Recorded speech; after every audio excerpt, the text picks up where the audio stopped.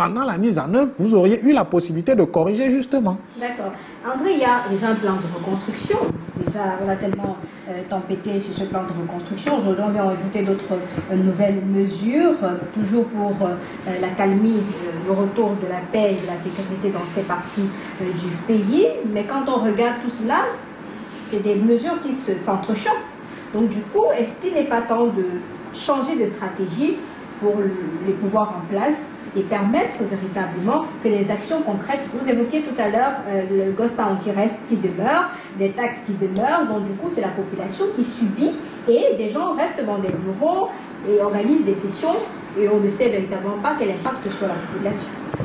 Déjà le Premier ministre est dans son rôle en tant que chef de gouvernement de faire cette première évaluation, de savoir qu'est-ce qui a marché, qu'est-ce qui n'a pas marché, et maintenant de prendre de nouvelles mesures pour pouvoir, n'est-ce pas, atteindre ses objectifs, c'est-à-dire les missions qui lui avaient été assignées par rapport à ce grand dialogue national qui avait été tenu à Yaoundé. Mais cependant, il faut relever une chose, c'est que, comme je le soulignais tantôt, les populations aujourd'hui dans le Nozo apprécient beaucoup plus les actions. C'est-à-dire, il y a eu la reconstruction de certaines écoles, de certains hôpitaux, de certains ponts, et ainsi de suite. Donc, la mobilité et le retour progressif des enfants vers les écoles et autres, ça se ressent. Ça se ressent. Mais le problème aujourd'hui, c'est beaucoup plus, comme je l'ai souligné, l'insécurité. Parce qu'on a en face de nous un ennemi qui n'est pas visible.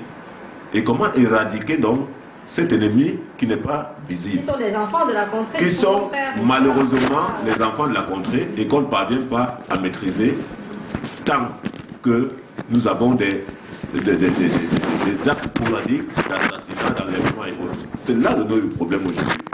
Et c'est pour cela que lorsque le Premier ministre engage de nouvelles mesures, vous verrez qu'il a intégré, n'est-ce pas, dans cette nouvelle donne, et les hommes d'église, et les chefs traditionnels, c'est-à-dire toutes les couches, pour pouvoir, n'est-ce pas, l'accompagner dans cette mission.